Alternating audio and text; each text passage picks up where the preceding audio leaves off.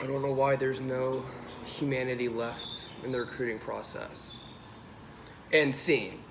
That's something that as an HR professional, I'm sure you encounter a lot. Whether it's through the initial touch point of recruiting, the interviewing process, or actually onboarding someone into your company, I'm sure you get asked a lot, why is there no humanity left in the recruiting process?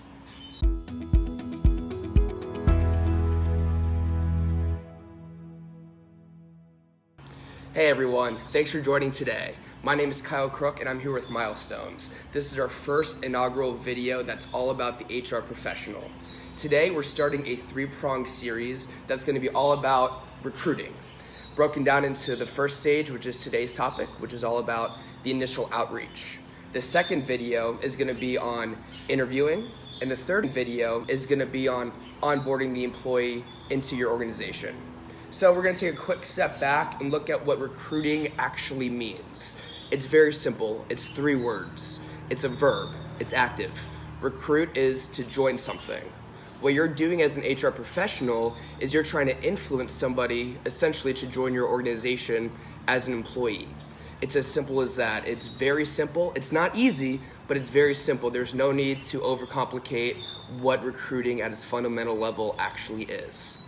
Now, I'm going to break it down into two forms of the initial touch points for recruiting that can give some HR professionals a little bit of trouble. We'll assess what their pros, their cons are, and then also how we can empower you specifically to take advantage of both of these initial touch points to actually influence candidates to be interested in your company for the interview and then ultimately joining your company as a full-time hire. So we're going to go and focus on static versus live messaging. Again, that is static versus live messaging when it comes to the initial outbound touch points to potential candidates at the onset of your recruiting process. Anything static is pretty much directly outbound. It's one way from you as an HR professional to the outside world. Static messaging can be best perceived as something that's a typical job posting, whether it's on LinkedIn, on Indeed, any social networking site. It's somewhere specifically where you place a static message, something that really doesn't have real-time feedback, and it's something that can be viewed anytime, anywhere by the outside world, but it's relying on somebody else's response in order to trigger and engage your consequent response. For job posting specifically, what a lot of people do, a lot of HR professionals, is they keep it almost too formal in the actual description of the company, of the actual role. There's nothing really exciting or engaging to draw the genuine interest of someone who's looking to get a new job, transition their career, or getting out of school and to join your company as a first-time hire, just simply in the adult world. And this is problematic because if you're not conveying what your company is about, its particular values, its personality, the way that the person reading it can be able to really see their fit for your company, you're probably not going to get much traction or quality leads that you're really looking for. That's ultimately wasting your time as an HR professional, and it's doing a disservice to those who are actually reading the message who may be a really good fit and not see that or perceive that from your actual static messaging. Or conversely, it's influencing people who aren't a good technical fit, a good interpersonal fit for your company, which again is wasting not only your time, but their time as well.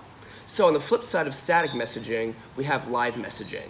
Live messaging is primarily in two forms. It's direct messaging on platforms like LinkedIn, Indeed, social media platforms where it's a direct conversation, it's outbound and inbound, or conversely on the phone, which is essentially the same thing, right? It's just verbal and it's much more direct. With this live messaging, it's super important as an HR professional to truly value the human over the number. If you want to answer the question that we had at the beginning of this video, how can we bring humanity back into recruiting? It's really simple, just be human. And the best way to be human is putting someone else's interests above your own and simply getting to know them. When you have initial outbound conversations with someone, in order to get their inbound interest and engagement in your company, don't just talk about work or your company. Talk about where your company is about, where your company is doing as far as corporate social responsibility, and most importantly, just have a genuine conversation with the person and learn about them. You'll be surprised how much just by being human, by viewing the other person as human and getting their general interest as a person, you'll find their general fit, both technically and interpersonally, within your company. Again, it's very, very simple, but it's something that takes a lot of time to practice. And once you really refine your static versus live messaging, it'll pay off dividends for you recruiting, not only from that initial touch point, but what we'll talk about in future videos for interviewing and for onboarding. Again, I'm Kyle Crooke with Milestones. Thank you so much for joining, and I look forward to seeing you next time.